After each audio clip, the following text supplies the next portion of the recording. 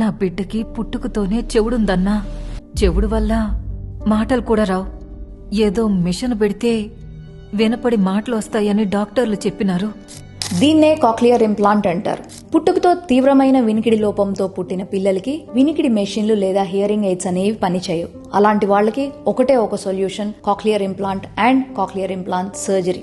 1 నుండి 5 సంవత్సరాల లోపల పిల్లలకి ఈ తీవ్రమైన వినికిడి లోపంతో ఉన్న వాళ్ళకి కాక్లియర్ ఇంప్లాంట్ సర్జరీ కనుక చేయించుకుంటే మనలాగే వినగలుగుతారు, మనలాగే మాట్లాడగలుగుతారు. లేదా లైఫ్ లాంగ్ వాళ్ళు డెఫ్ అండ్ మ్యూట్ అంటే మూగా మరియు చెవుడుగా మిగిలిపోవాల్సి వస్తుంది. దీనికోసము గవర్నమెంట్ స్కీమ్స్ ఉన్నాయి.